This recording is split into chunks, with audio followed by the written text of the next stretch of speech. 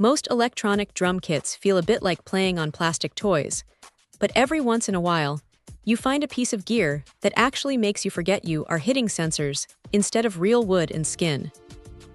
That is exactly what happens when you swap out a standard pad for the Roland PDX-100.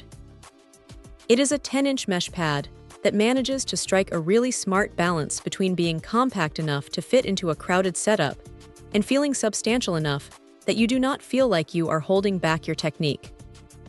The first thing that hits you is the build quality. It has this solid metal rim hoop that feels like it could take a serious beating, which is a relief because, let's be honest, rim shots are where most cheaper pads start to show their age. The mesh head itself has that familiar, bouncy tension you want, and the best part is that you can actually adjust it. If you prefer a tighter, snappier response for your snare work or a bit more give for your toms, you just grab a drum key and dial it in. It is a small detail, but it changes the whole experience. Now, what stands out though is the dual triggering. It is incredibly responsive. You get that distinct separation between the head and the rim, and it doesn't feel like the module is guessing what you hit. It just works. The mounting system is another clever bit of engineering. Because it offers dual mounting options, you can tuck this thing into some pretty tight spots on your rack without it feeling awkward or getting in the way of your cymbals. It is surprisingly lightweight, too, which makes it a breeze to adjust during a long practice session when you are constantly tweaking your ergonomics.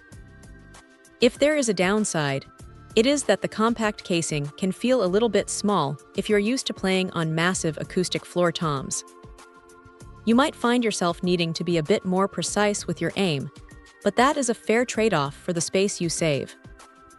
It is clearly designed to be a workhorse for kits like the TD30 or the TD25, and it fits into those ecosystems perfectly. It is not trying to be the biggest or the flashiest pad on the market, but it does exactly what it promises without any fuss.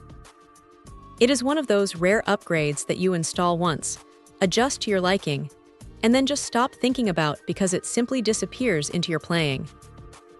If you're looking to tighten up your kit, or just want a more natural feel under your sticks without taking up half the room, this is a solid way to go.